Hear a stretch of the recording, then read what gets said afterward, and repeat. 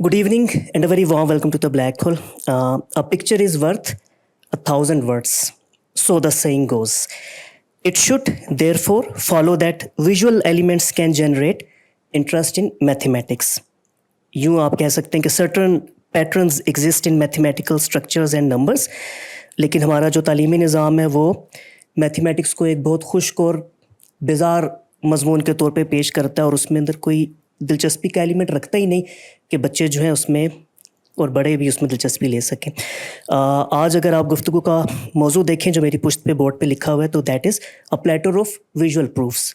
वो visual proofs क्या हैं, वो पैटर्न्स क्या हैं और मैथमेटिक्स को कैसे खुशगवार और दिलचस्प बनाया जा सकता है, ये आपको अंदाज़ा होगा कि किसकी फील्ड है। डॉक्टर सरमद अब्बासी की।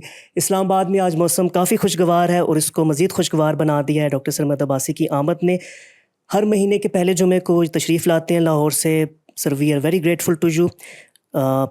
मुझे उन्होंने कहा था कि तारुफ लंबा कराने की ज़रूरत नहीं, लेकिन मुख्तसर सा मैं ये बताता जाऊँ कि आपने you had studied mathematics and theoretical computer science first at University of Georgia and then at Rutgers, the State University of New Jersey. Pakistan में आने के बाद पिछले 20-25 बरसों से दरस व तदरीस से और तहकीक से वाबस्ता हैं। बहुत दिलचस्प मौज़ूआत का इंतखाब करते हैं। ब्लैक होल आपका हमेशा से शुक्रगुजार और मदह है। आज भी एक दिलचस्प मौजू के साथ तशरीफ़ लाए हैं और बस आप लोग अपने सेल फोन जो है वो साइलेंट मोड में कर दें so that there is no distraction. आप भी गुफ्तगू में ज़रूर शरीक होइएगा। Just raise your hand first so that this microphone is given to you. और now I would like to invite doctor Sarmad Abbasi. Thank you. Thank you for the wonderful introduction. Acha, so I want to tell you something about this talk. So this talk is not meant for students, okay? I really want to give this talk to those people who spread the love of mathematics. Okay, so the material that I will cover will be very simple and you would know it. But एक मेरी idea ये है कि we should make some handouts and some material for our teachers so that teachers can use them in their classrooms. Okay, and the basic idea is that they can be because mathematics is, people think it's a very dry subject, which it is not. It's just not taught properly, right? And it's not enough for me to give a very nice lecture in the black hole. That's nice, people enjoy it and all that, but it would be far better if our teachers learned that, and in every classroom there were at least a certain number of interesting lectures. तो ठीक है ना।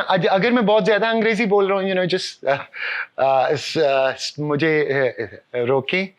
तो so the idea is कि I want to teach mathematics and I want to once in a while give a lecture in a 6th grade classroom or 7th grade classroom जो बहुत ही interesting हो, ठीक है ना। और उसके लिए आपको प्रिपेयर करना पड़ता है, आपको टॉपिक देखना पड़ता है, उसको प्रेजेंट कैसे करना है वो सीखना पड़ता है।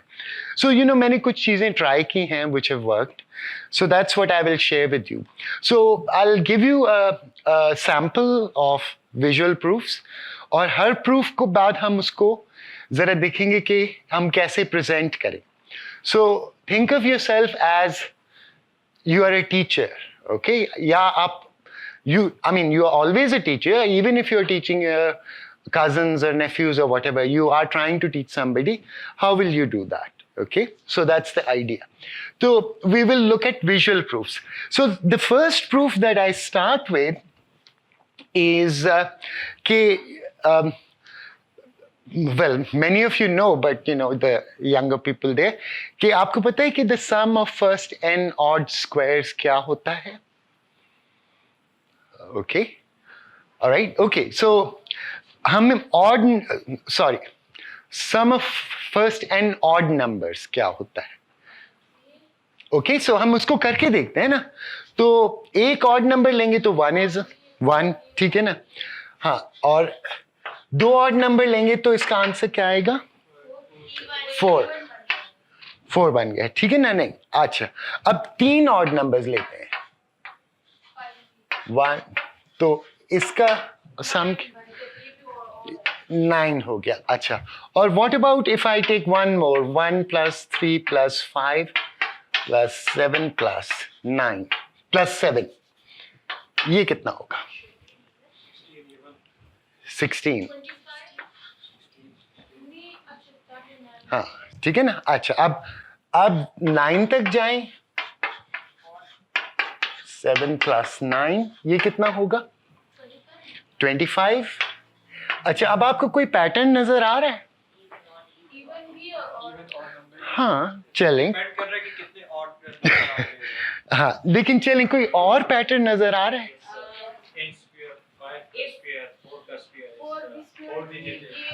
Wonderful wonderful.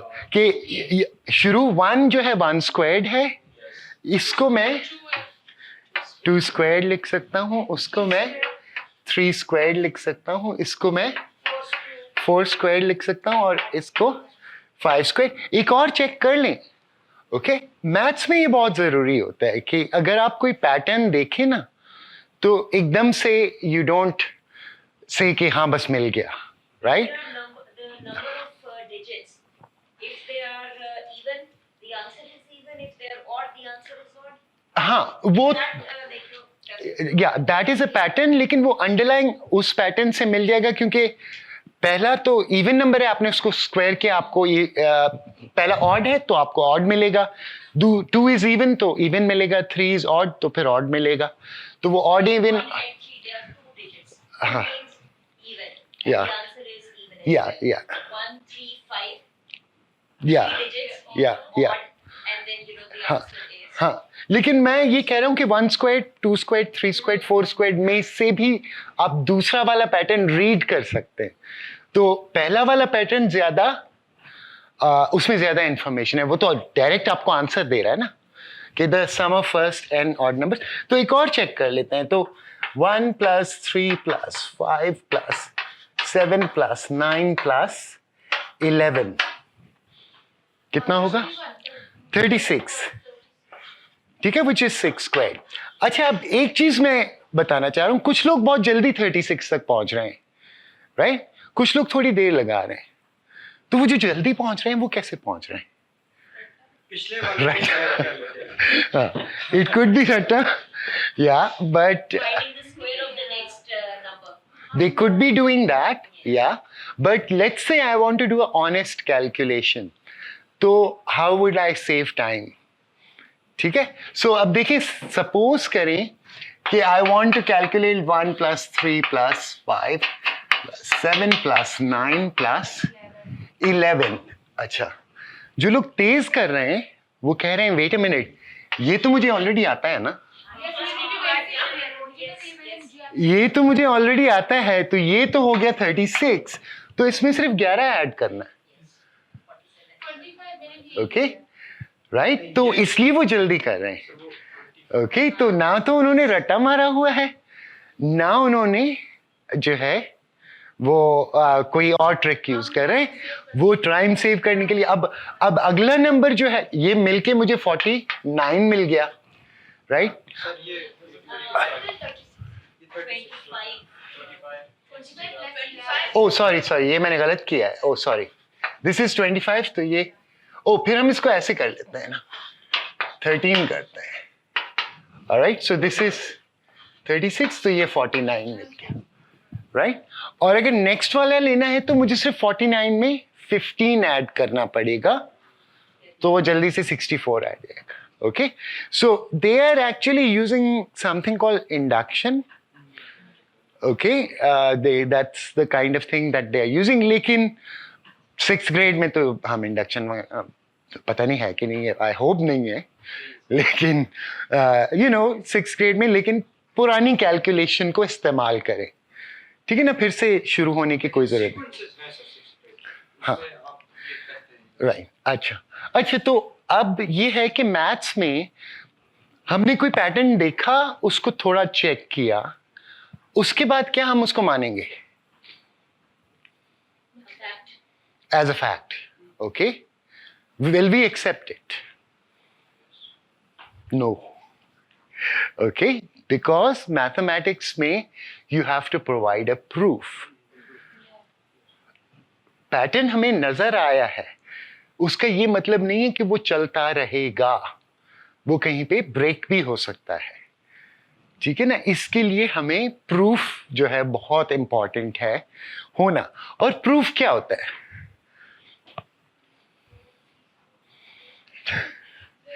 हाँ, The fact is irrefutable. Just proving that the fact that you think is a fact is irrefutable. Yeah. Proof करना है कि वाकई ये है. so you used exactly the right word. Proof is an irrefutable reason. ठीक है ना, आपने किसी तरह मुझे कन्विंस करना है कि ये पैटर्न चलता रहेगा। उसके लिए ना आप मुझे एग्जाम्पल्स नहीं दिखाएंगे, आप मुझे कोई रीजन बताएंगे कि इस वजह से ये पैटर्न चलता रहेगा। जब उस रीजनिंग को आप इररिफ्यूटेबल और बहुत फॉर्मल कर देते हैं तो then it is a proof. That's what a proof is. Okay, so यहां पे हम ये स्टेटमेंट लिखते हैं कि the sum of first n odd numbers is n squared। ठीक है ना, ये वाली स्टेटमेंट जो हमने अभी डिस्कवर की, राइट? तो इसका एक मैं आपको विजुअल प्रूफ देने की कोशिश करता हूं, ठीक है ना?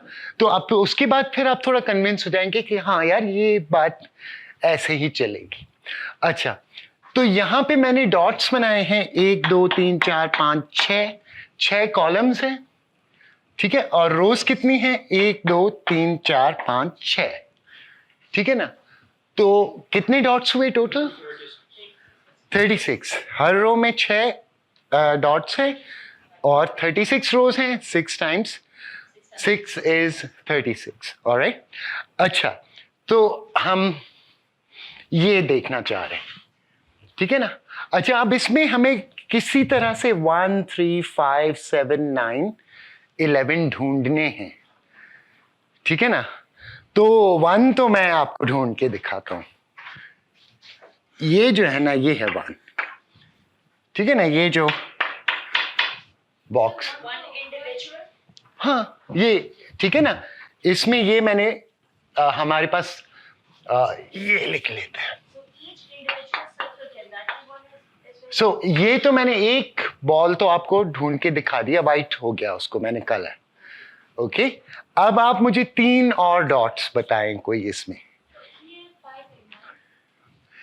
हाँ, उसके बाद मैं 3 डॉट्स यहाँ पे ढूंढने की कोशिश करूंगा, फिर 5, फिर 7, फिर 9 और फिर 11 और फिर ये सारा एग्जॉस्ट हो जाना चाहिए, ठीक है? अब मुझे बताएं कि मैं 3 कौन से डॉट्स लूं। सर ये जो आपने जो फ्रैक्शन बनाया है, ये जो ऊपर वाला, ये सारा सिर्फ एक ही कॉलम में वो करना है, बॉल्स को बनाना है। ये वाला, यस ये हम देखना चाह रहे हैं कि ये सच है, ठीक है ना? तो मैंने 6 रोज और 6 कॉलम्स लिए, उधर बॉल्स बना दिए, तो बॉल्स तो मेरे पास 36 आ गए, राइट? 6 टाइम्स 6। अच्छा, अब मैं देखना चाह रहा हूं कि उसको मैं इस तरह कैसे समझ सकता हूं, ठीक है ना? तो मैंने जाके वहां पे एक बॉल आपको ढूंढ के दिखाया, ठीक है? उसको मैंने वाइट कर दिया। अब मैं 3 बॉल्स को रेड करूंगा, अगर मेरे पास रेड हुआ। रेड नहीं है, पर्पल है, पर्पल करेंगे, ठीक है? सो किसी भी corner पे उसको equal किसी को भी नहीं, हम specific को करना है. हाँ, यही तो इस विजुअल प्रूफ की ब्यूटी है। तो एक स्टेप मैं लेके दिखाता हूं, फिर आप देखेंगे, ठीक है? तो अब ये मैंने 3 बॉल्स ले लिए, ठीक है ना? तो ये 3 है, Okay. Right. Okay? And then वो वाला we have 5 हो 1, गया। 2, 3, 4, हाँ। 5. The next sir one is उसी 9. ऊपर में वो Yeah, 5 वो 5 हो गया, वो 7 हो गई, वो 9 हो गया, वो 11। ब्यूटीफुल, ठीक है ना? सबको आ गया? ओके, सो यू सी कि इसके बाद 5 बॉल्स ये लेंगे, राइट? और ये हमारे 7 हैं और ये हमारे ये वो आपने थोड़ा सा Overlap कर देते हैं. हाँ, एक तो उसने भी वो ड्राई ये मैंने 7 वाली जो है वो overlap हुई है. दो 7 5 वाली. वो ये फोर्थ पर जाएगी तो फिर नीचे आएगी. यस ये लाइन ये वाली गलत है ना. या ये यहाँ से जाएगी और ये यहाँ से जाएगी. ओके और ये last. Okay so this is a reason for you to accept कि हाँ ये इसी तरह चलता रहेगा. अब आप यहाँ पे जाके अपनी इमेजिनेशन यूज कर सकते हैं कि यहाँ पे कितने बॉल्स आएंगे.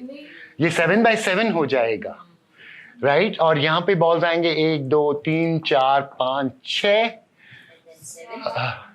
7 और फिर 7 तो टोटल 15 बॉल्स आएंगे राइट. सो हर बार आपको 2 एक्स्ट्रा बॉल्स मिलेंगे राइट. तो ये विजुअल तरीका है इसको देखने का. अब ये जो तरीका है इसको मैथमेटिशियंस प्रूफ नहीं मानेंगे.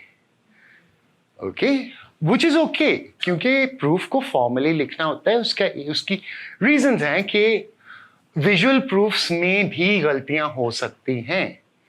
इट इज पॉसिबल कि हमारी इंट्यूशन जो है वो गलत हो जाए राइट. लेकिन इससे बहुत सारी चीजें हम सीख भी सकते हैं. एक टूल है जिससे 2 चीजें होती है. एक तो इंटरेस्ट क्रिएट होता है कि और दूसरा कभी कभी आप कहते हैं वाह वाह ये तो you know this is so simple. Like good for visual learners as well.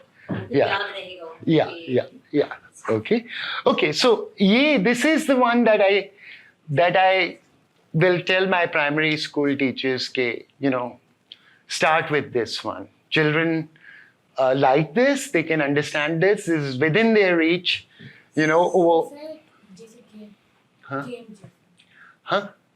Game game Yeah. या इंटरेस्ट ले रहे थे. या सो इसका आप पूरा सोच सकते हैं कि इसका लेक्चर का फ्लो कैसे होगा. You can start with this thing कि I am going to add odd numbers and then you can do some of them and then you can wait for the students to discover the pattern and then they tell you oh it's a square right and then you can wait for the students कि उनमें से कुछ जल्दी से ये trick सीख जाएंगे कुछ जरा देर लगा रहे होंगे. Then you know you can wait for some of them to say some student is doing it very fast you ask them कि भाई आप इतना तेज कैसे कर रहे हैं फिर you know so this can become a very nice interactive lecture.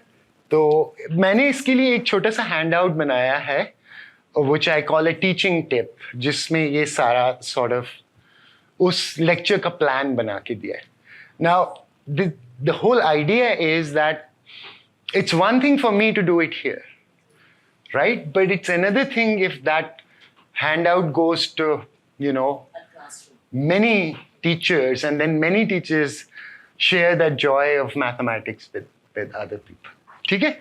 अच्छा चलें तो एक और मैं दिखाता हूँ आपको visual proof और ये तो आप में से कितने लोगों को गॉस की कहानी पता है? गॉस का नाम does it ring a bell? He's a mathematician. Yeah. Gauss's theorem.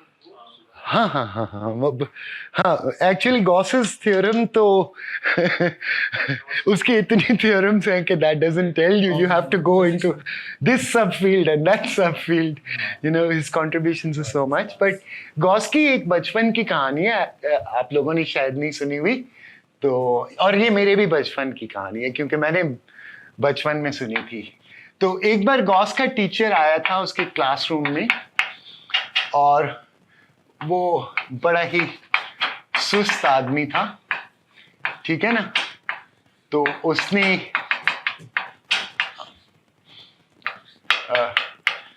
जो था पढ़ाना नहीं था तो उसने कहा कि मैं बच्चों को बहुत ही एक मुश्किल सा सवाल दे देता हूँ, ठीक है, वो करते रहेंगे. आपने सुनी है ये कहानी? अच्छा, तो उन्होंने उस टीचर ने आके ये सवाल उधर लिखा कि 1 से लेकर 100 तक इन सबको मुझे ऐड कर दे. तो बच्चे लग गए काम पे और गॉस जो है वो आया टीचर को और उसने अपनी कॉपी दिखाई और उसकी कॉपी पे लिखा था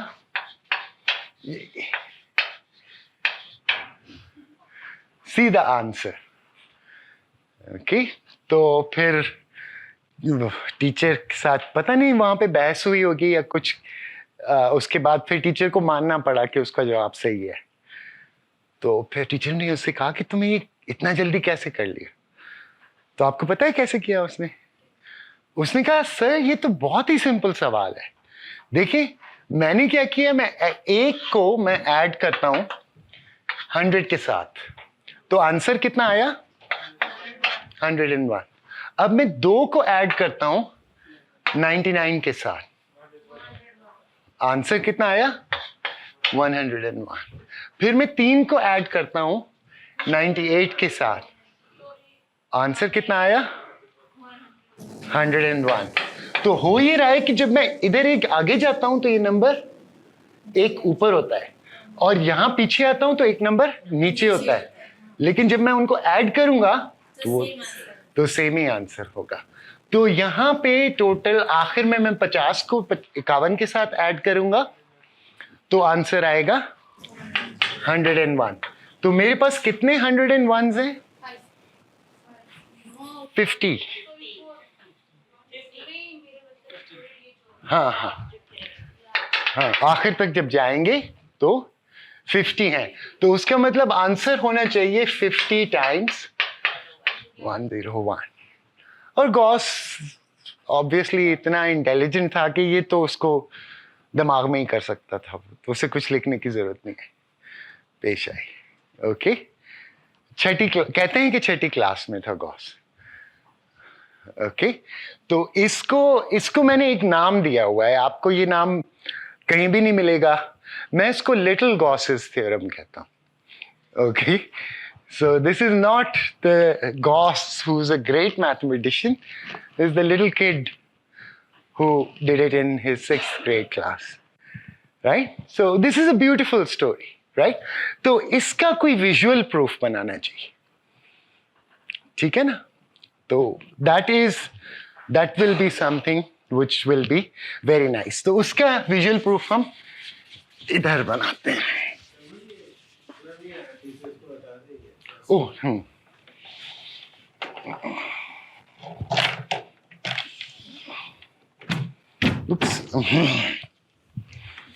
ओके, सो हमें कॉस्ट जो है वो ये चीज ऐड कर रहा है, ठीक है ना? ओके, और कहां तक ऐड कर रहा है? वो 100 तक कर रहा था, तो हम n तक करते हैं। आप लोगों को तो अपनी इमेजिनेशन यूज करें, n5 भी हो सकता है, 20 भी हो सकता है, 35 भी हो सकता है, और हम इसका आंसर मालूम करना चाह रहे हैं। तो इसको एक तरीका ये है कि मैं एक डब्बा बनाऊं जिसकी विड्थ 1 है और हाइट 1 है, राइट? तो इसकी एरिया कितनी हुई? 1। दूसरा मैं डब्बा बनाऊं जिसकी विड्थ वही है 1, राइट, और हाइट उसकी 2 है, ठीक है? तो उसकी एरिया क्या हुई? उसकी एरिया हुई 2, राइट? अच्छा, और तीसरा मैं डब्बा बनाता हूं जिसकी विड्थ हुई है और हाइट 3 है, और एक और बना देता हूं। उसके बाद हम रुक जाते हैं, क्योंकि उसके बाद आप अपनी इमेजिनेशन यूज कर सकते हैं, ठीक है ना? तो ये एक स्टेयर केस सा बन गया, सीढ़ी सी बन गई ना। इस सीढ़ी की एरिया क्या है? वो है 1 + 2 + 3 + 4 + n, ठीक है ना? यहां पे अगर आप अपनी इमेजिनेशन यूज करें तो n है। अच्छा, अब मैं एक और काम करता हूं। अब यहां से मैं एक डायगोनल गुजारता हूं, ठीक है ना? और ये हाइट कितनी है? ये n है। ये टोटल विड्थ कितनी है? ये n है। तो इस डब्बे की एरिया क्या है? n²। इस डब्बे की एरिया है। अच्छा, और ये ऑरेंज लाइन आधा डब्बा ले रही है, तो उसकी एरिया कितनी होगी? n²/2 आधा कर दें उसको, ठीक है ना? तो इस ऑरेंज एरिया जो है वो आपने कहा वो है n, उसको ऑरेंज में ही क्यों ना लिखें, n²/2, ठीक है? अच्छा, लेकिन इसमें ये छोटी चीजें बच गई हैं, राइट? तो ये कितनी है टोटल छोटी चीजें जो मैं ब्लू कर रहा हूं? ये टोटल n चीजें हैं, ठीक है? और इनमें से हर किसी की एरिया कितनी है? हाफ क्योंकि ये स्प्लिट हुआ है, तो ये ठीक है ना? तो जो इस स्टेयरकेस की एरिया है वो है orange area plus the blue area. Orange area is n squared over 2. The blue area is n times half, which is n over 2. तो ये दोनों चीजें बराबर होनी चाहिए, ठीक है? क्योंकि स्टेयरकेस की एरिया थी 1 + 2 + 3 up to n, और हमने उसी एरिया को दूसरे तरीके से कैलकुलेट किया, तो ये n squared 2 plus n over 2. और अब आप इसको चाहें तो थोड़ा सा अलजेब्रा करके इसको ऐसे भी लिख सकते हैं, ठीक है ना? ओके अच्छा, इसमें n = 100 डालें तो क्या आएगा? वही चीज बन जाएगी. हाँ, 100 times 101 divided by 2. Okay, so we have the correct formula. Okay, so ये गॉस के थ्योरम का विजुअल प्रूफ है, ठीक है ना? मुझे ये समझने के लिए सिर्फ ये समझना होगा कि इस स्टेयरकेस की एरिया मैं दो तरीके से निकाल सकता हूं. एक, हर इंडिविजुअल की एरिया ऐड करके, और दूसरा इसको आधा काट के ये आधे स्क्वायर की एरिया हो गई, और फिर इन छोटों को ऐड करके, ओके, और मुझे फॉर्मूला मिल जाए, right? So that's a formula. Okay, एक और चीज मैं बताना चाह रहा था, लेकिन I don't know, that's probably शायद मेरा बैकग्राउंड कॉम्बिनेटोरिक्स का है, तो मुझे शायद वो बहुत अच्छी लगती है, may be it's not that great. वो ये है कि एक और तरीका है इसको देखने का कि यहां पे कितने ऑरेंज बॉल्स हैं? नहीं,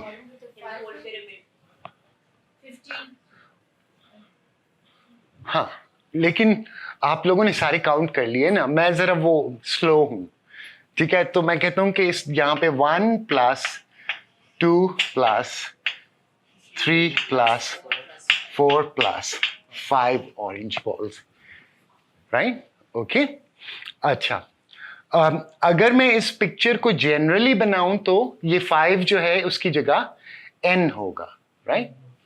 ओके, और यहां पे ये पर्पल बॉल्स कितने हैं? Okay, 1 2 3 4 5 3 4 5. Oh yeah, this is a bad picture, I'm sorry. Okay.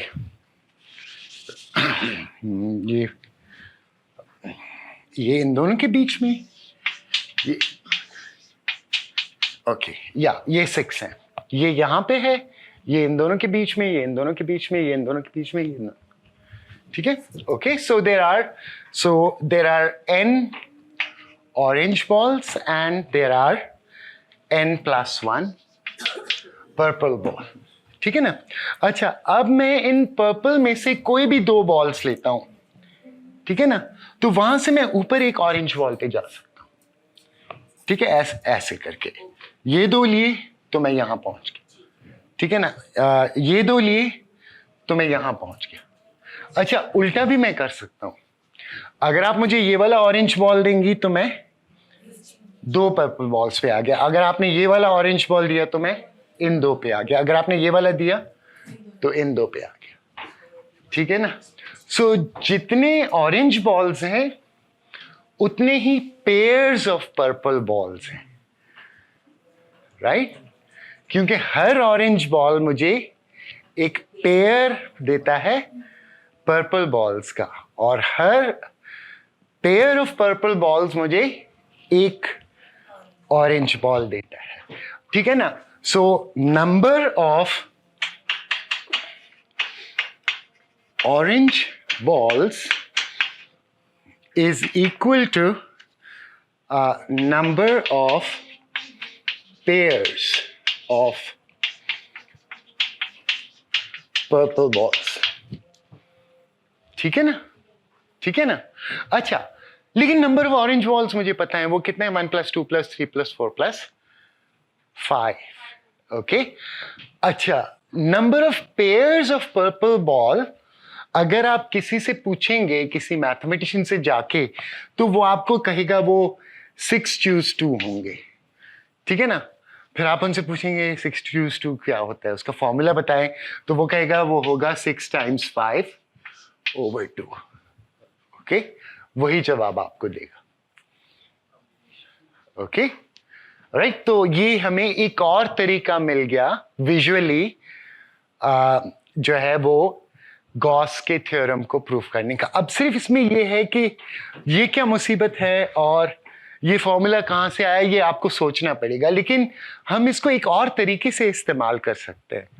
हमें ये तो पता है ना कि ये जो है ये बराबर है 6 × 5/2 के. ये तो हमें गॉस ने बताया था, राइट. तो ये 6 × 5/2 के बराबर है, ये हमें गॉस ने बताया था. तो उसका मतलब number of pairs of purple balls must be this. Okay, तो अब हमने ये पता कर लिया है कि कितने पेयर्स होते हैं पर्पल बॉल्स के. तो उस इंफॉर्मेशन को मैं उल्टा भी यूज कर सकता हूं. ठीक है, थोड़ा मुश्किल हो गया. Okay okay okay, alright. अच्छा, तो एक और मैं आपको विजुअल प्रूफ दिखाता हूं, राइट. अच्छा, ये मेरे लिए कौन सवाल करेगा? ये तो अलजेब्रा फार्मूला बता सकते हाँ, बताएं. हैं. दिस इज स्क्वायर, मतलब कि a² प्लस ब्रैकेट +2 फिर ब्रैकेट में a लिखना है ना. a लिखना फिर ब्रैकेट नहीं. अगर मैं खुद हम्म. फार्मूला मुझे याद है.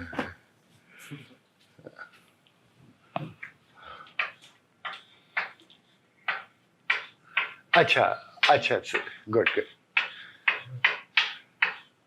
हाँ, दैट्स फाइन. यहाँ पे क्या जाएगा? हाँ हाँ, दैट्स हाँ हाँ. अच्छा, so she is a very careful mathematician.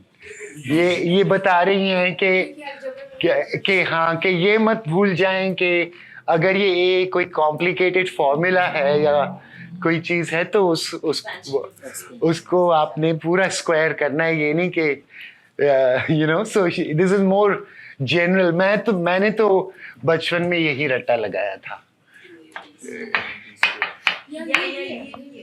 ठीक है ना. इसमें हाँ, वो एक ही चीज है दोनों. स्कूल में थोड़ा डिटेल बताया हाँ, है. हाँ. अभी थोड़ा हम लोग हाँ. क्लास में फिर ये मेथड जो हाँ हाँ हाँ हाँ. तो इसमें ये है कि हाँ, मेक श्योर कि you don't mess up your algebra. ये जो आपने पहला वाला बताया था. सेकंड वाज कि अब आप बड़े हो गए तो ठीक है, ये याद कर रहे, राइट. अच्छा, इसको हमें विजुअली समझना है, राइट. इसको हमें विजुअली समझना है. लेकिन इसको विजुअली समझने से पहले मैं एक बहुत ही अजीम बंदे की किताब पढ़ रहा हूँ. उसका नाम है गेलफैंड. ओके, और गेलफैंड मेरा दादा है. ओके, क्योंकि मेरा जो एडवाइजर है ना, उसका एडवाइजर था गेलफैंड. ओके, और गेलफैंड अमेजिंग आदमी था. वो बहुत ही बड़ा मैथमेटिशियन था, बहुत बड़ा. मतलब पिछली सदी के अजीम मैथमेटिशियंस में उसको काउंट करते हैं. लेकिन उसने बड़ी सिंपल किताबें लिखी हैं बच्चों के लिए. और उसमें एक उसने किताब लिखी है अलजेब्रा. ठीक है. और उसमें 2 ऑथर हैं, गेलफैंड है और उसके साथ एक और मैथमेटिशियन है, शेन. और वो सिंपल सी किताब है. मतलब How far does it go in I mean, it doesn't do Galois theory, right? नहीं, no abstract algebra. It's just college algebra. College algebra से आगे नहीं जाता. हाँ, वो ही doesn't even discuss groups. Yeah. हाँ, इट्स कॉलेज अलजेब्रा। ये मतलब आपके लेवल की किताब है, आप लोग जरूर इसको ढूंढिएगा, मैं आपको ढूंढ के दूंगा। तो उसमें वो ये कहता है कि एक बंदा है, ही लव्स चिल्ड्रन, ठीक है ना। तो शाम को जब उससे बच्चे मिलने आते हैं तो जितने बच्चे आते हैं उतनी वो हर बच्चे को टॉफियां देता है। ओके, सो अगर 2 बच्चे गए तो हर दोनों बच्चों को 2 टॉफियां मिलेंगी। अगर 4 बच्चे गए तो हर किसी को 4 मिलेंगी, ठीक है ना। तो अगर उसके पास सपोज करें कि उस गांव में A लड़के हैं, वो सारे उसके पास जाते हैं, ठीक है, तो कितनी टॉफियां उसको देनी पड़ेंगी? हर एक को एक। हाँ, तो कितनी हो गई? अगर मेरे पास A बच्चे हैं, मैं हर किसी को A टॉफियां दे रहा हूँ, A square, right? It will be A plus A plus A plus A plus A, right? A times, so it will be A squared.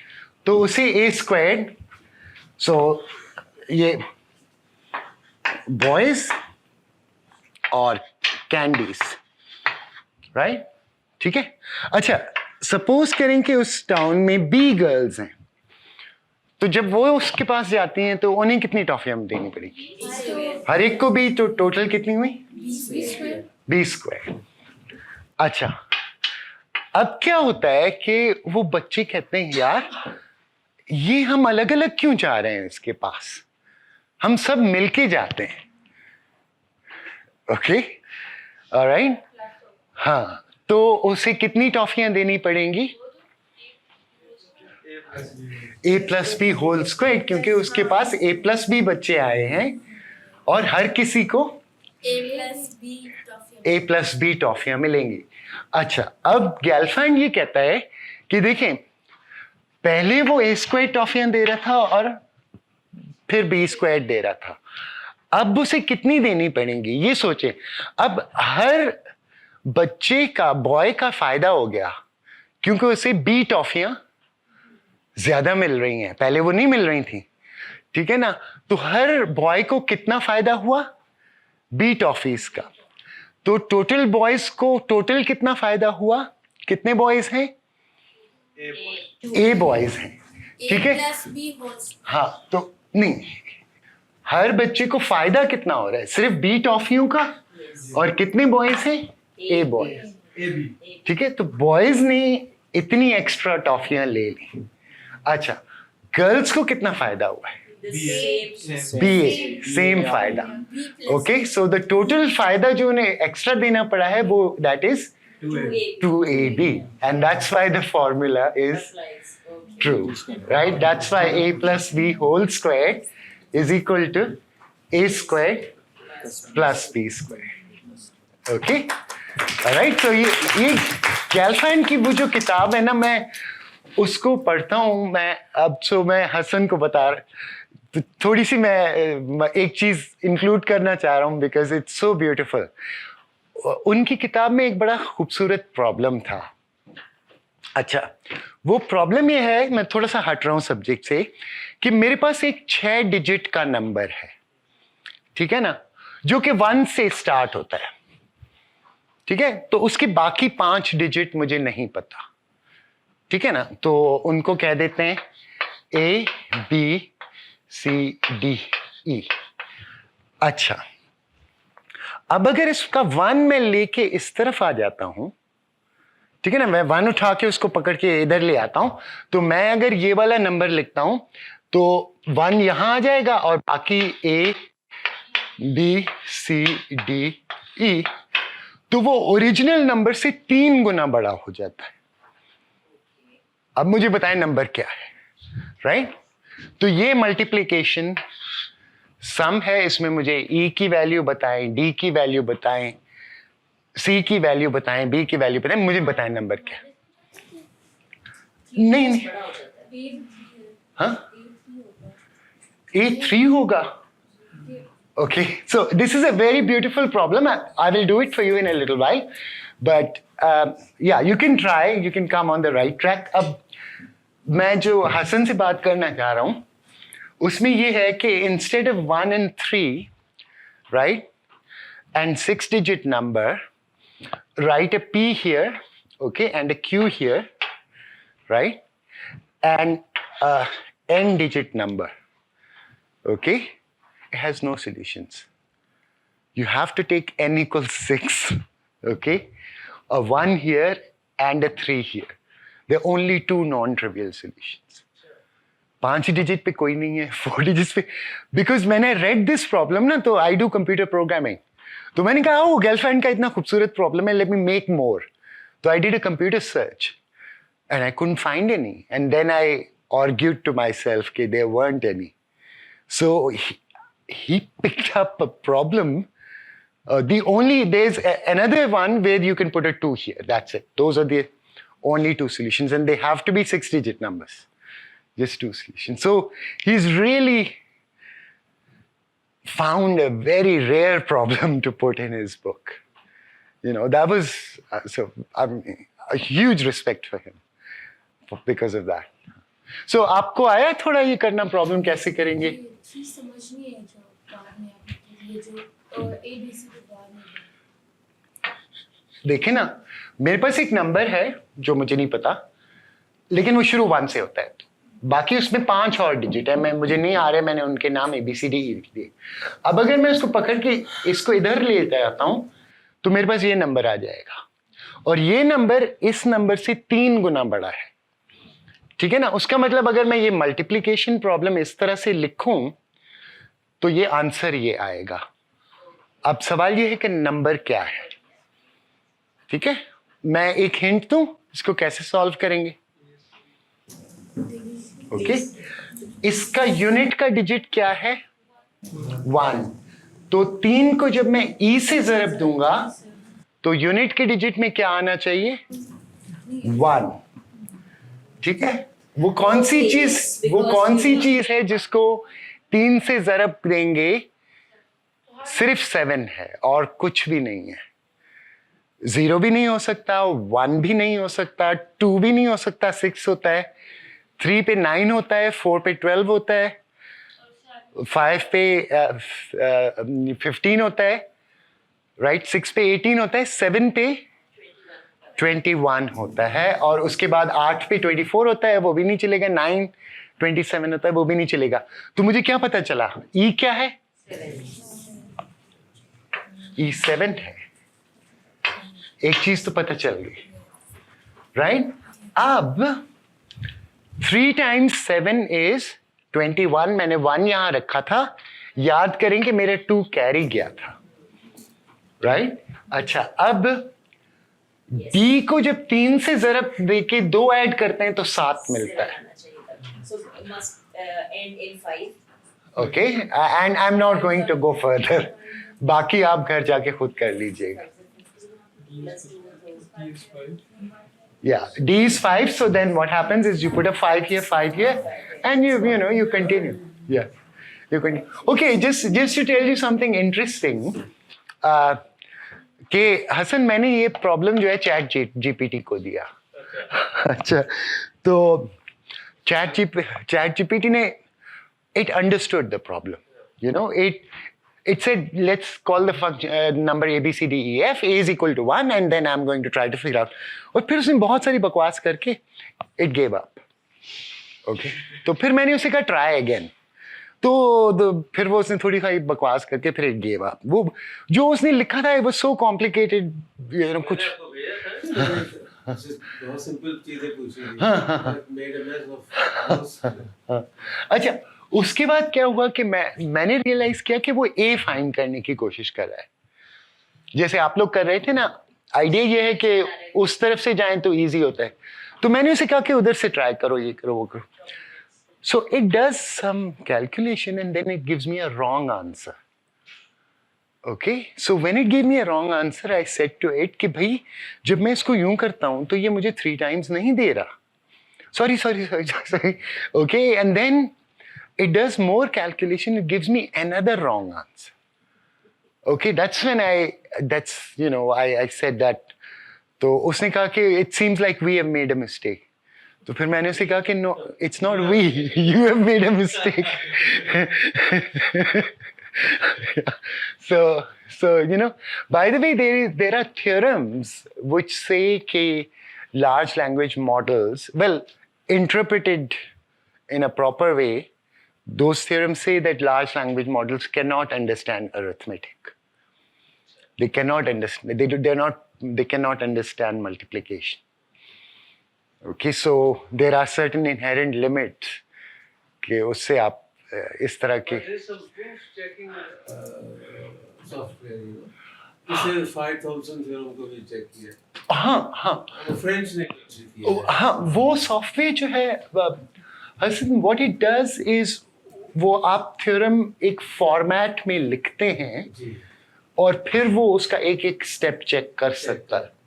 So it requires human intervention. It does require. या proof आपने उसको देना होता है और वो फिर आपसे कहेगा कि ये यहाँ से ये मतलब मुझे समझ में नहीं आ रहा, you know, and then it does require human. I thought it was fully automated. No.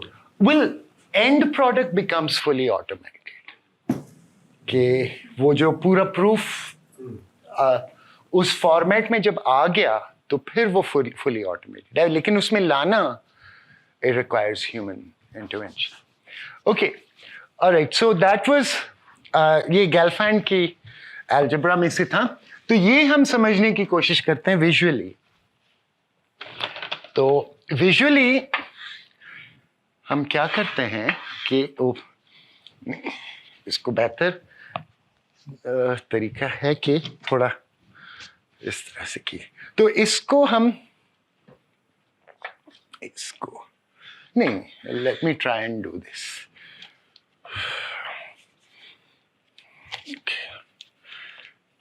ताकि ये स्क्वायर ही बने.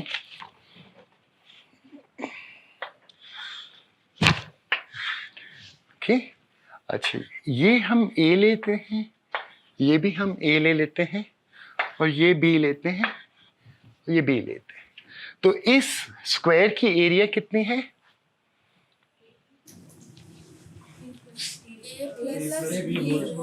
ए plus B whole square.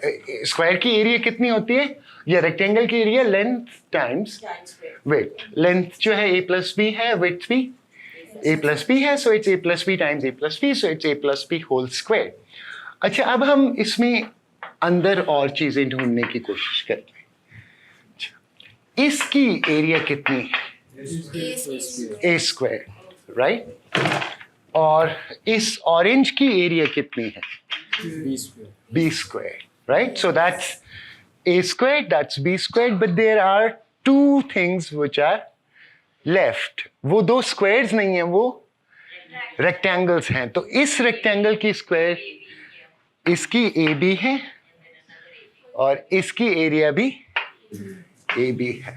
And that's what you have, right?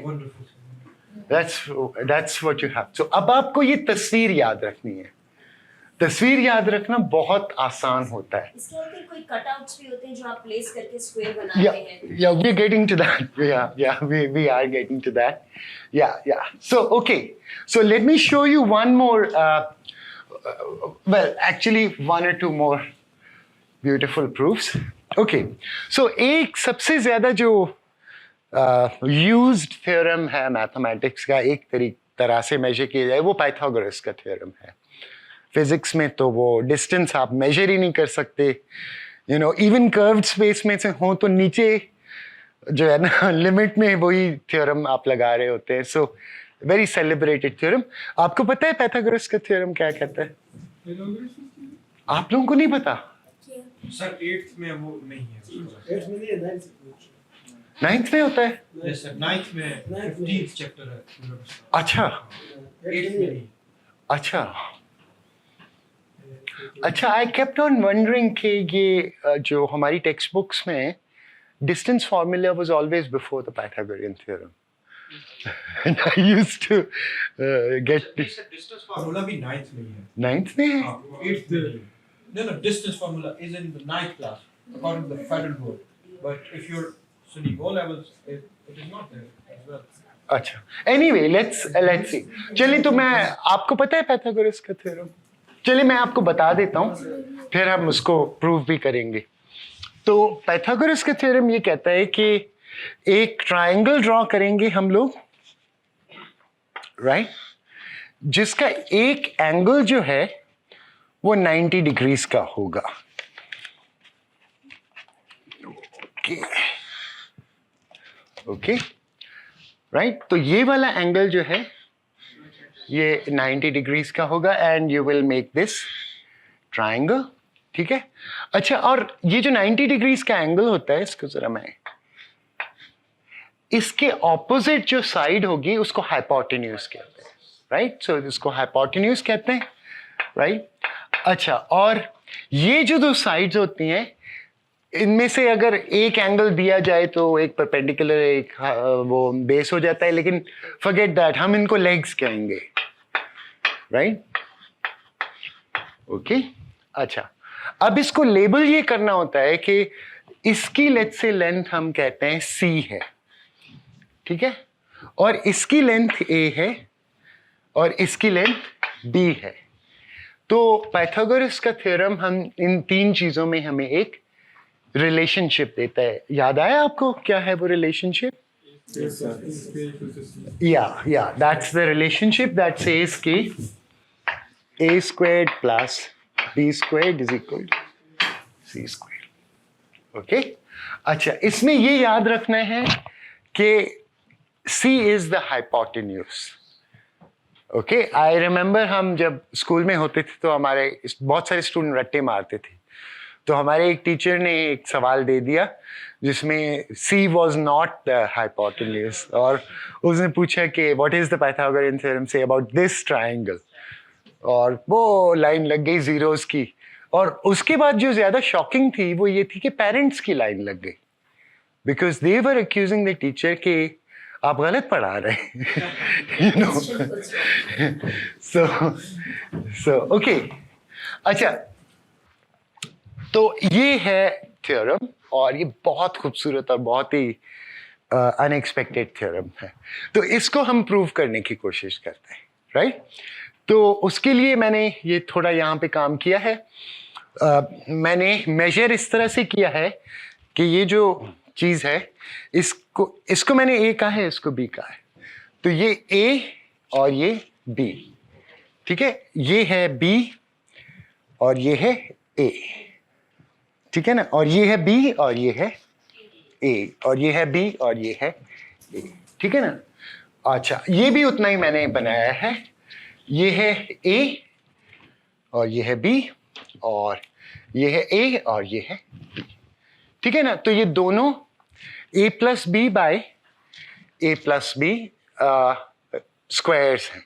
तो इन दोनों की एरिया बराबर है. ठीक है ना. अब हम क्या करते हैं कि इनको सोचते हैं कि ये केक्स हैं. Right, these are cakes. अब मैं पूछ रहा था लोगों से कि आजकल अजीब अजीब रंगों के केक्स मिलते हैं, तो ग्रीन केक का क्या फ्लेवर होता है? कोई होता है? Pistachio. Okay, so good. So here is a pistachio cake. अब मैं इसको खाना शुरू करता हूं. तो मैं इसको यूं खाऊंगा कि ये वाला ट्रायंगल मैं खा लूंगा इसका. ओके. सो ये A है, ये B है, ये 90 डिग्री का एंगल है, तो इसकी लेंथ होगी C. ये मुझे वही वाला ट्रायंगल. ठीक है. अब मैं इसका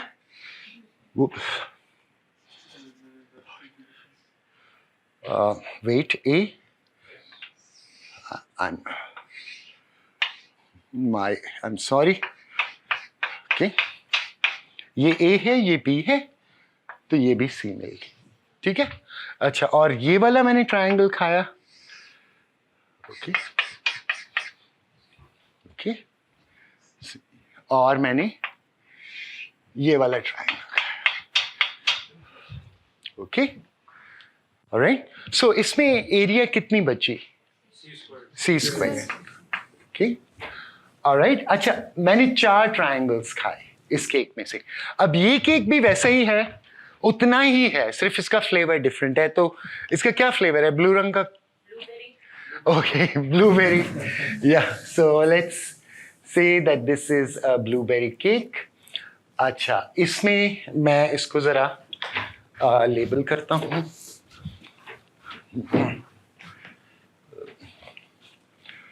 okay.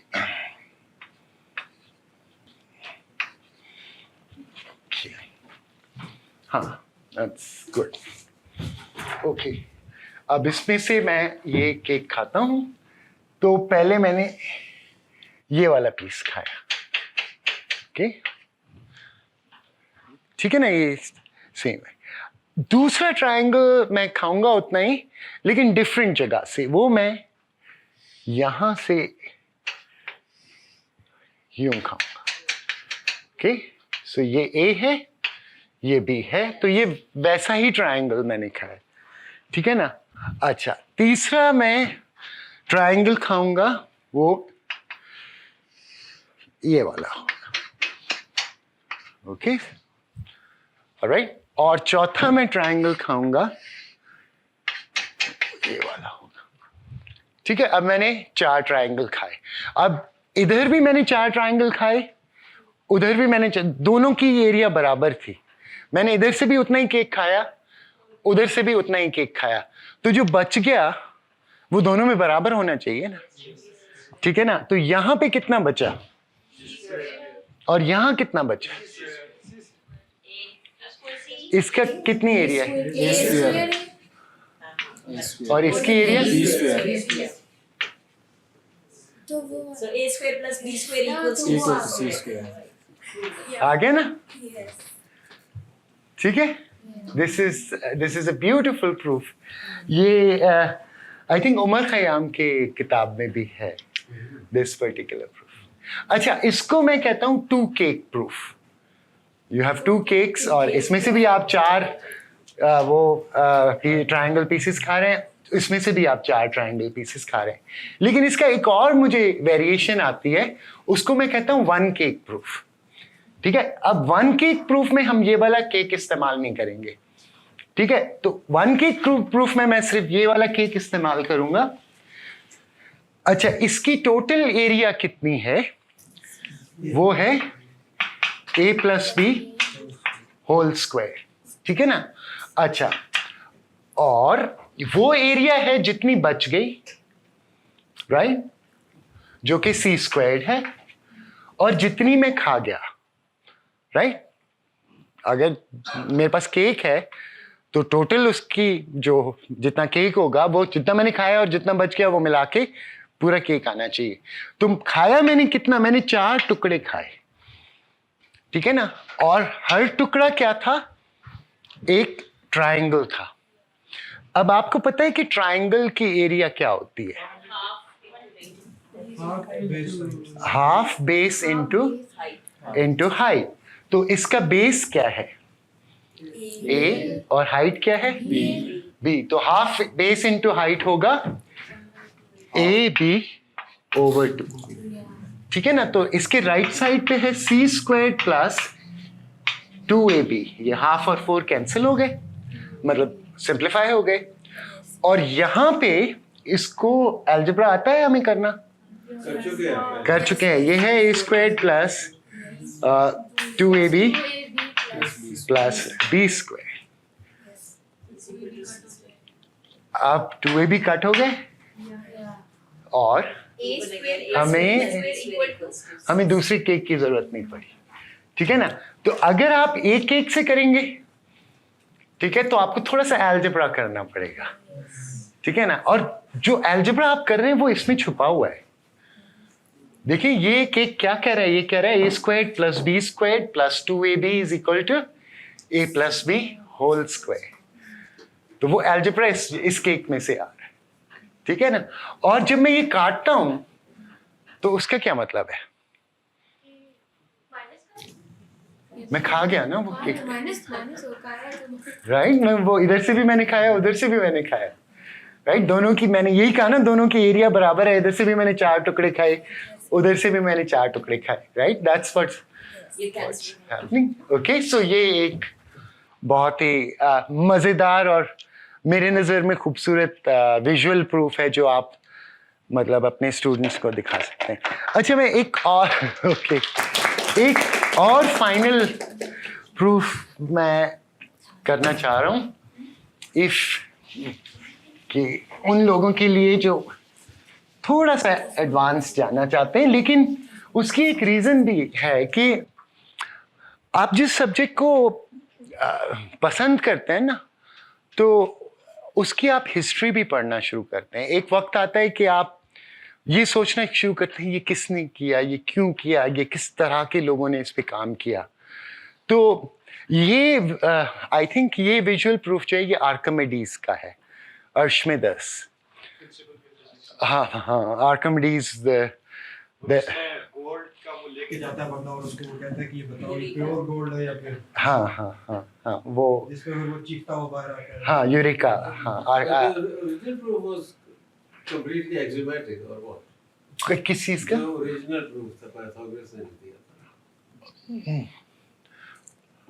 No, he also plays with these triangles. Really? Yeah, he also plays and moves these triangles. उसकी मैंने visual animation देखी हुई है. That's far more difficult than this one. Yeah, that is more difficult. और वो अजीब सा proof है, याद ही नहीं रहता. याद नहीं रहता. बिल्कुल सही। Yeah. एक जो मुझे बहुत वो Okay, I'll come back to that also. पहले मैं ये आर्किमिडीज वाला करता हूँ वरना. So आर्किमिडीज की एक beautiful piece है जिसमें से ये visual proof है and I think the visual proof is also his. और आर्किमिडीज जो है वो problem क्या टैकल कर रहा है कि आपके पास एक पैराबोला है, ठीक है ना, और किसी ने उस पे एक लाइन से उसको काट दिया है. And you want to calculate this area, ये orange area, right? Okay. और वो क्या करता है कि वो कहता है कि draw a line that touches this parabola and is parallel to the original line. Okay, that's a unique line. Unfortunately मेरी तस्वीर गलत हो गई है, इसको उसके पैरेलल होना चाहिए था, तो ये ऐसे, ठीक है ना. अच्छा, ये वाली आप पॉइंट पी आइडेंटिफाई करेंगे and now you draw this triangle, ठीक है ना. सो आप फिर ये ट्राइंगल ड्रॉ करेंगे तो उसकी वाइट एरिया होगी ए. ऑलराइट. और पाइथागोरस ये प्रूव करता है कि उसके बाद ये प्रॉब्लम दो हिस्सों में बट जाता है, राइट. आपको ये दो एरियाज मालूम करनी है, एक की जगह आपको ये दो एरियाज मालूम करनी है, तो आप ये वाला स्टेप करते जाएं. सो somehow he's creating calculus, but here's the beautiful observation he makes is कि जब आप यहाँ पे वही काम करेंगे पॉइंट ढूंढ के, और ये जो सॉरी ये जो येलो एरिया है, right, this is going to be 1/8 of the white area.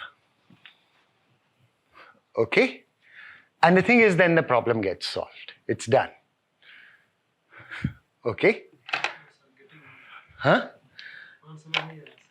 अच्छा, ये आर्किमिडीज को समझना जरा टेढ़ा होता है, मेरे लिए भी बहुत मुश्किल होती है. हाँ, तो आर्किमिडीज ये कह रहे हैं कि आपने ये पूरी एरिया मालूम करनी है. आप एक पॉइंट यहाँ पे लो ऐसा जहाँ से पैरेलल, जब आप ड्रॉ करो ये टेंजेंट, तो वो उसके पैरेलल हो जाए, तो फिर आपको ये ट्राइंगल मिल जाएगा, ठीक है ना. अच्छा, और फिर आप रिपीटेडली ये चीज दोनों साइड पे कर सकते हो, ठीक है ना. तो ये अगला जो ट्राइंगल मिलेगा उसकी एरिया पिछले वाइट ट्राइंगल का 1/8 होगी, राइट. ओके, हाँ, तो आपके पास ओरिजिनल एरिया ए आई, ठीक है ना. उसके बाद दो येलो ट्राइंगल्स आ गए, उनकी एरिया 1/8 से ए थी, तो वहां से आपको A/4 मिलेगा, ठीक है ना. और वहां से जब आप आगे जाएंगे तो फिर आपको A/16 मिलेगा, ठीक है ना. It will keep by a factor of 4. Okay, so you get this geometric series, और फिर उसे ये geometric series वो ऐड करके दिखाता है, और ये आ जाती है 4A/3. Okay, right, that's if you people know geometric series and all that. Okay, and he calculates error terms, everything. So, I don't know, people say that Archimedes nearly, discovered calculus, but Integral क्या? Not differential नहीं की थी उसने. Integral calculus, I would say that yes. There's no doubt. Yeah, that yes. Semi circle बनता है ना, ये तो सेमी सर्कल का एरिया तो Semicircle नहीं, नहीं, इतना उसका parabola क्या है? उसका एरिया निकालना है ना, तो वो बंद shape semi circle. It's not a semicircle, it's deceptively like that. Deceptively like that. देखिए ना, वो just if you take a general parabola, तो आप ऐसी लाइन भी तो ड्रॉ कर सकते हैं ना, तो ये फिर अब तो semicircle नहीं लग रहा. अगर आप इसको ऐसा ड्रॉ करेंगे तो ऐसे लगेगा कि शायद है वो, लेकिन वो है नहीं semicircle, वो it's a piece of parabola. Okay वो ये सारा कुछ प्रूव करता है, मैंने ये स्टेट किया है, ठीक है, वो ये सारा कुछ प्रूव करता है. तो उसके बाद फिर उसके पास ये सीक्वेंस आ जाती है, राइट. और इस सीक्वेंस को इसे सम करना है. इस सीक्वेंस में से आप ए कॉमन ले सकते हैं, ठीक है ना. तो आपको सीक्वेंस क्या सम करनी है, 1 + 1/4 + 1/16 + 1/64 + so on, राइट. 4 के फैक्टर से ये नीचे चलने. Okay, so let me show you how he sums this. Okay, visually. Okay. So ये हम एक डब्बा लेते हैं which is 2x2. ठीक है ना. अच्छा.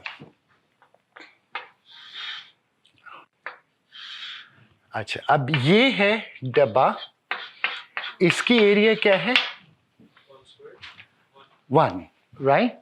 Okay, alright. और उसके बाद मेरे पास ये 3 डब्बे बच गए हैं, लेकिन मैं डायगोनल वाले डब्बे में जाऊंगा and I will repeat my self.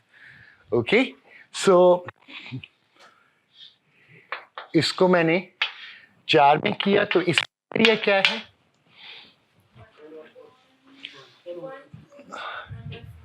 right? It's half times half, it's 1/4. So ये 1 + 1/4. अच्छा, अब इस डब्बे की एरिया क्या है, 1/16, क्योंकि उसकी विड्थ भी आधी हो गई और हाइट भी आधी हो गई, तो 1/4 पहले का मुझे मिल गया. और फिर ये वाला जो डब्बा है, राइट. ओके, सो आर्किमिडीज को क्या कैलकुलेट करना है, उसको ये शेडेड एरिया कैलकुलेट करनी है, right. He is trying to calculate the total shaded area and that is this whole shaded area. ठीक है ना. अगर वो ये शेडेड एरिया कैलकुलेट कर ले तो उससे अपना सम पता चल जाएगा. अच्छा, अब आपको यहां पे ये शेडेड एरिया नजर आ रही है, क्या आपको ऐसी ही चीजें 2 और नजर आ रही हैं इसके अंदर? वो जो शेडेड यस, एक तरफ से जा रही है, दूसरी तरफ से जा रही है. ओके, वही चीज अगर मैं इसको ऑरेंज करूं, ओके, राइट, तो वही एग्जैक्ट पैटर्न मुझे नजर आ रहा है जो वाइट वाला है. ठीक है ना. और अगर मैं इसको ग्रीन कर दूं, ठीक है ना, वही पैटर्न मुझे नजर आ रहा है. Okay, that means green plus white plus orange is equal to 4, but green is equal to white is equal to orange. Okay, so 3 times white is equal to 4. Okay, so the white area is 4/3. ठीक है ना. ये दूसरा तरीका इसको सोचने का ये है कि मेरे पास 3 एक जैसी शेप्स हैं, टोटल एरिया 4 में, तो एक की एरिया कितनी हुई, 4 को 3 से डिवाइड करो. Okay, so you see the same infinite pattern 3 times here, and that's why, it's 4/3. Okay, now this is, I think this is metric के लोगों को समझ में आ जाना चाहिए मेरे हिसाब से, नहीं, बिल्कुल सही, बहुत सही. right? Okay. metric के लोगों को, but this is a visual proof and I think it's a beautiful visual proof, and one of the reasons I love it is because there's history behind it. You know, there is Archimedes, there's the birth of calculus, there's so much more behind it. Okay. अच्छा, एक last कर लूँ? Thank you. Okay. So I'll just do one more and then I'll. Have you seen that book, Mathematics for the Millions by Ogden? Yes, I have. Does he discuss these things or not? I don't have recollection of that book. I also read it many 60 years ago.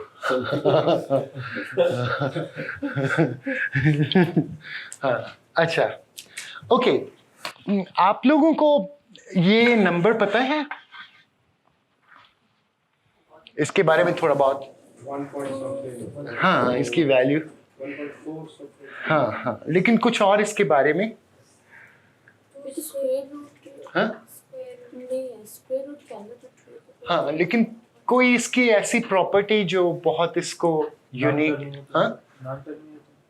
हाँ, that's good, कि इसकी अगर आप decimal value निकालने की कोशिश करें तो वो कभी भी टर्मिनेट नहीं होगी, लेकिन 1/3 की भी टर्मिनेट नहीं होती, वो होती है 0.3333, राइट, वो चलता जाता है। लेकिन इसमें एक और खास बात है, इसकी रिपीट कभी नहीं होगी। ओके, अगर आप इसकी डेसिमल वैल्यू निकालें तो ना सिर्फ वो कभी खत्म नहीं होगी, वो सेम कभी पैटर्न रिपीटिंग नहीं होगी, you know, newer and newer patterns will keep emerging. Okay, और दूसरा तरीका ये है कि जैसे 1/3 है, उसको तो हम फ्रैक्शन करके लिख सकते हैं ना, इस नंबर को फ्रैक्शन करके आप नहीं लिख सकते। You can not write it as a fraction. Decimal में लिखेंगे तो वो कभी खत्म नहीं होगा। ओके, और फ्रैक्शन में लिख नहीं सकते, ठीक है ना। सो फॉर एग्जाम्पल 0.3, ये 1/3 जो है वो डेसिमल में लिखेंगे तो 0.3333 आप, सो यू कैन से कि चलो ठीक है, इसको 1/3 लिख लेते हैं बस एज अ फ्रैक्शन, राइट। इस नंबर को ना तो आप फ्रैक्शन लिख सकते हैं, ना तो आप इसको, अगर इसकी डेसिमल नोटेशन लेंगे तो वो कभी रिपीट नहीं होगी। ऐसे नंबर्स को क्या कहते हैं?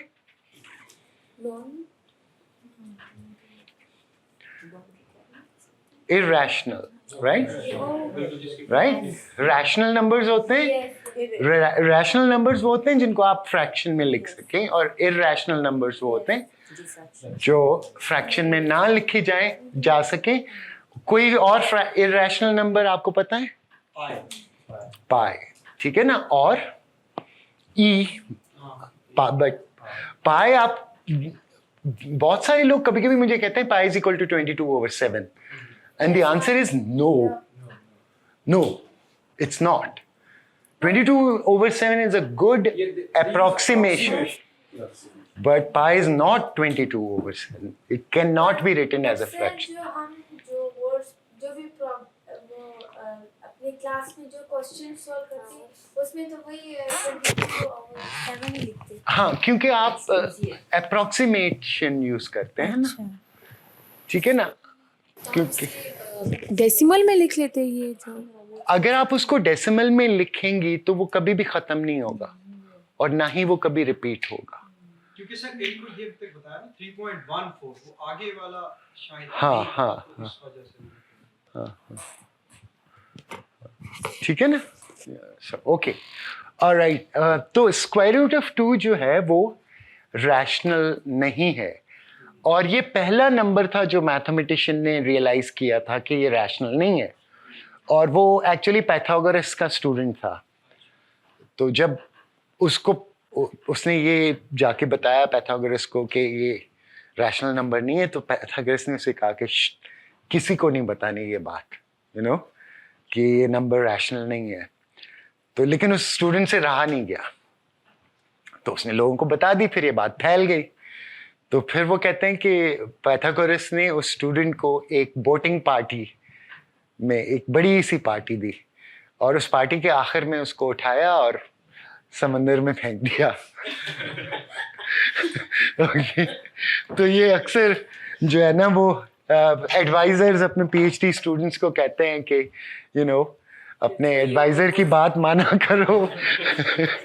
वरना so this is square root of 2।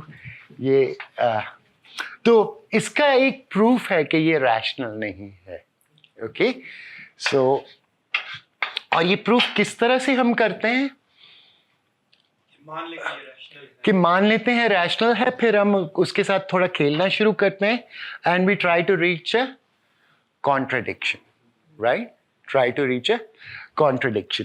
Okay so अगर हम ये मान लें कि ये रैशनल है तो हम दो नंबर्स a और b मालूम कर सकते हैं जो स्क्वायर रूट ऑफ 2 के बराबर हो। अब इस इक्वेशन को मैं स्क्वायर करूंगा तो 2 is equal to a square over b square, ठीक है ना? तो a square is equal to 2b square, ये मेरे पास इक्वेशन आ जाती है। और इसमें a और b क्या है? वो फ्रैक्शंस नहीं है, वो नंबर्स हैं, मतलब होल नंबर्स हैं, बल्कि नेचुरल नंबर्स हैं, ठीक है ना?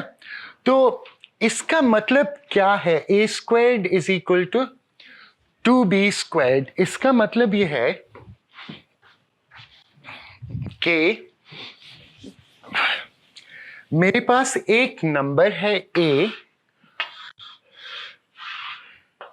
ठीक है ना, राइट? और ये एक इंटीजर है, मतलब नेचुरल नंबर है, उसकी एरिया बराबर है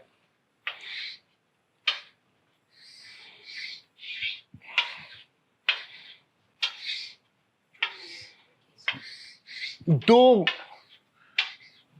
स्क्वायर्स के जिसके साइड्स की लेंथ भी इंटीजर्स है, ठीक है ना, जिसके साइड्स की लेंथ भी इंटीजर्स है।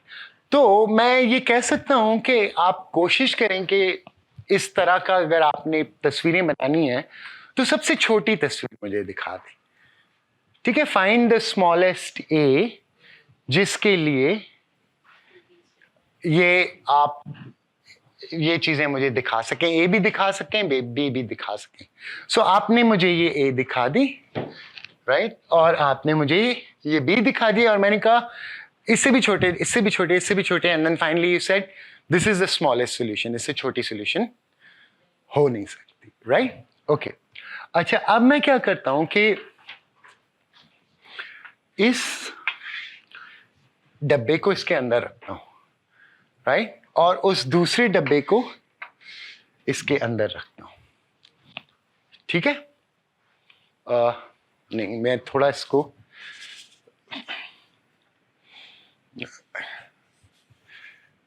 बेहतर ड्राइंग करता हूं,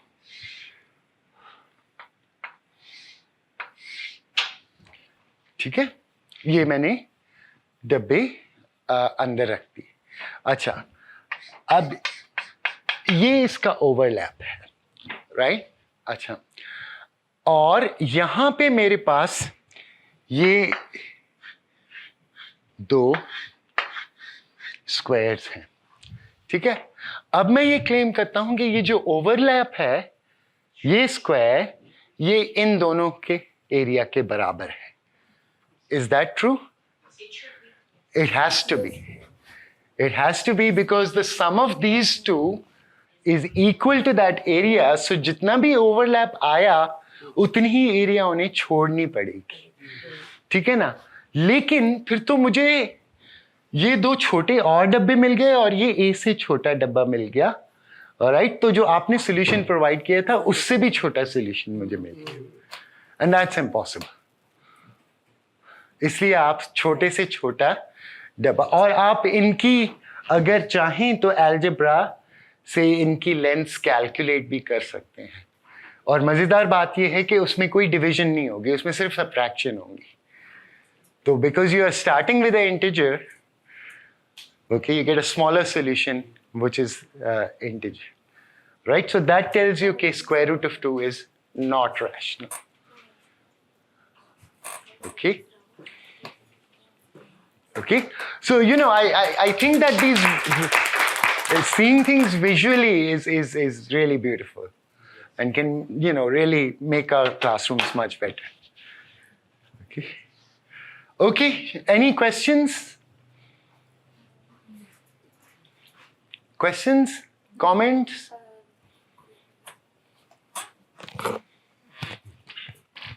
वो क्वेश्चन ये जो आपने 2 केक के एग्जांपल दिया था, a plus B plus A square plus B square is equal to C A, तो हम ऐसे नहीं लिख सकते कि A square plus C square and minus A B square?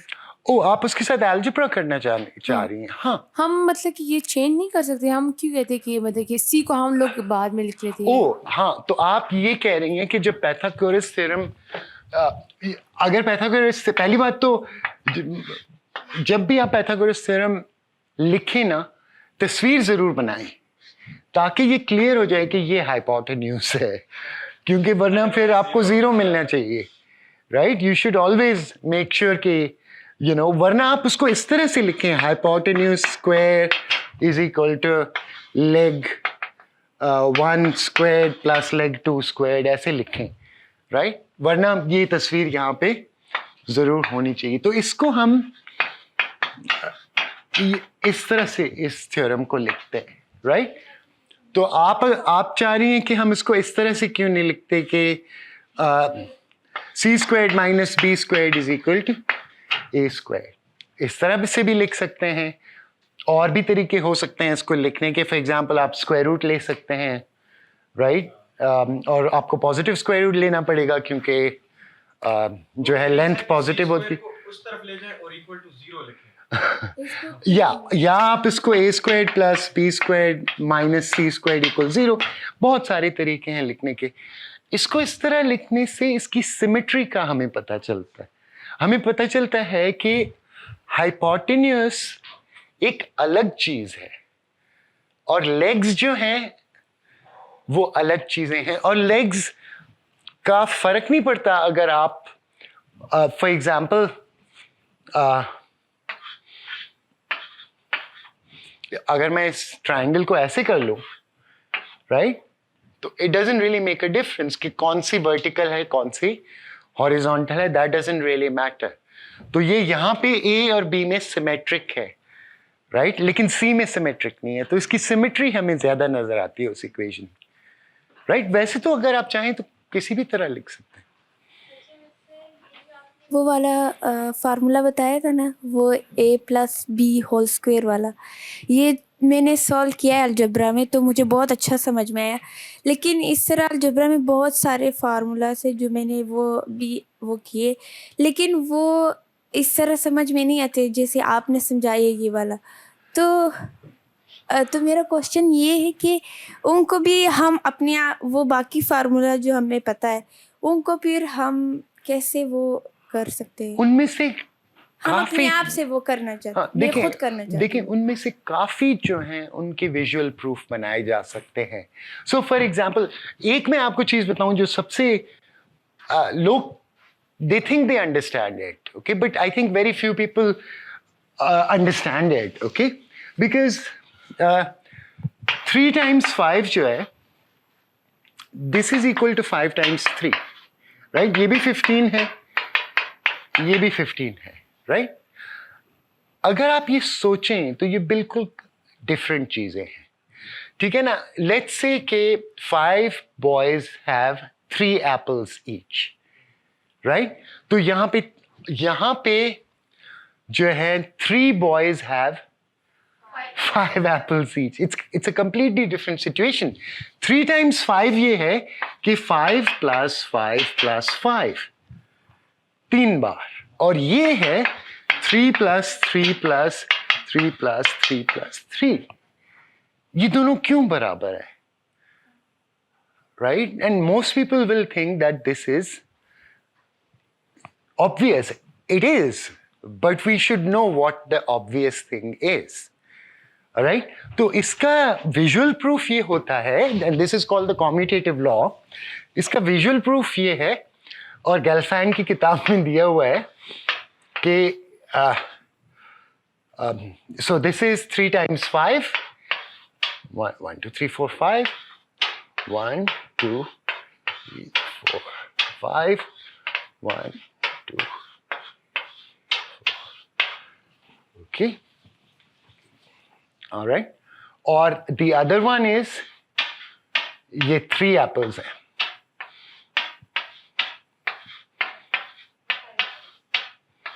Right? Okay. और इस तस्वीर और इस तस्वीर में रिलेशन क्या है? रोटेशन का. ठीक है ना? और इसको आप रोज और कॉलम से भी समझ सकते हैं कि मेरे पास ए रोज हैं और हर रो में बी स्टूडेंट्स बैठे हुए हैं. ठीक है ना? और दूसरे केस में मेरे पास बी रोज हैं और हर रो में ए स्टूडेंट्स. तो उस तस्वीर को जब मैं यूं करके यूं देखता हूं, ठीक है ना, तो the number does not change. Right? That's what the commutative law is. ठीक है ना? अच्छा, ये आपको आता है? ये क्या होता है? ए को प्लस से और मल्टीप्लिकेशन होता है ना. इसको क्या कहते हैं? एवेल्युएट. इसको डिस्ट्रीब्यूटिव लॉ. डिस्ट्रीब्यूटिव लॉ भी कहते हैं. डिस्ट्रीब्यूटिव लॉ जैसे कि वो थी एसोसिएटिव लॉ मुझे लगती थी, वो जो आपने वो कम्यूटेटिव लॉ.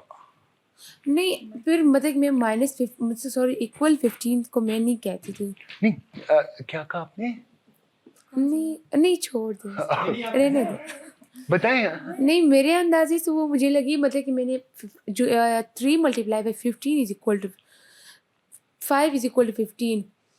तो फिर जो 5 मल्टीप्लाई बाई 3, तो तब मैंने ये 15 को मैं नहीं लिखना था, मैं सिर्फ ये जो 2 आपने लिखे थे, ये 3 multiply by 5 and 5 multiply by 3, तो मैं इसे कहती थी कि एसोसिएटिव है, लेकिन मैं गलत थी शायद. That is called the commutative law. Yeah. Commutative law ये है डिस्ट्रीब्यूटिव लॉ. और इसको भी एक विजुअल या एक एवरीडे लाइफ से समझा जा सकता है कि you can see the people sitting here. ठीक है ना? There are 3 people here, there are 1 2 3 4 5 people here. Now suppose if I want to give A toffees to each one of you. So what I can do is I can give A toffees to these, and that will be A times B toffees, and then A toffees to the, that will be A times C. Or what I can do is I can mix you up together, add you first, and then give the toffees. So this is what the distributive law is saying. Right? And it's a property of numbers. Right? इसको आप एक और visual तरीके से भी देख सकते हैं, एरिया से. ओके? ये है A, right? This is length is B and this length is C. तो इस रेक्टेंगल पूरे की एरिया कितनी होगी? B plus C, right? इसकी होगी. लेकिन इस रेक्टेंगल के अंदर 2 रेक्टेंगल्स हैं. एक है A by B रेक्टेंगल और दूसरा है A by C rectangle. Right? तो इसका भी विजुअल प्रूफ अवेलेबल है. अनफॉर्चुनेटली जितनी मैथ्स आगे चलती जाएगी उतने विजुअल प्रूफ्स कम होते जाएंगे और मुश्किल होते जाएंगे. एक पॉइंट के बाद it's not worth it, you know, specially when you go into 3 dimensions और 4. उसके बाद तो फिर इवन 3 dimensions में विजुअल प्रूफ समझ में नहीं आते. You know, they become harder and harder. Yeah. But as an initial step, they are very useful. Other questions? Sir मेरा जनरल सा क्वेश्चन है रिगार्डिंग मैथ्स. ज़्यादातर स्टूडेंट्स को मैथ्स से फोबिया होता है और वो कहते हैं कि एट समथिंग गॉड गिफ्टेड. तो ये रियलिटी है? देखिए, एक होती है रॉ टैलेंट जो आप में होता है, जो एक गिफ्ट होता है कि आप बहुत हाई लेवल पे जाके मैथ्स करें. हम उन लोगों की तो बात नहीं कर रहे ना, हम तो आम आदमी की बात कर रहे हैं. तो मैं नहीं समझता कि मैथमेटिक्स में कोई इतनी मुश्किल चीज़ है कि हर बच्चा एक बहुत अच्छी लेवल तक उसको ना सीख सके, वो सही नहीं है। हाँ, रिसर्च में जाके बड़ा ब्रेक थ्रू लाना शायद वो हर बंदे के बस का काम नहीं है, लेकिन वो हर बंदा करना भी नहीं चाहता, राइट? आपको बेसिकली इतनी मैथ्स सीखनी है कि आपका जो अपना सब्जेक्ट है, अगर वो मैथ्स नहीं है, लेट्स से इंजीनियरिंग है या साइंस है या हिस्ट्री है, हिस्ट्री में भी आपको कभी कभी आप इकोनॉमी उसमें लोगों की स्टडी करते हैं, मैथ्स चाहिए, राइट? कोई भी सब्जेक्ट है, उतनी मैथ्स सीखनी है तो वो आई थिंक हर इंसान सीख सकता है, सिर्फ मेहनत करना है, तो कॉन्सेंट्रेट। फर्क मेरा ख्याल है ये कि आपको जब अल्फाबेट्स आते हैं आप कोई चीज़ पढ़ सकते हैं, है ना? मगर खुद उसमें कोई क्रिएटिव चीज़ करना, हाँ। तो मजमून लिखना, बिल्कुल। हाँ, तो या आई मीन जैसे क्रिकेट में डॉन ब्रैडमैन बनना आसान नहीं है, लेकिन गली में क्रिकेट खेलना तो हर कोई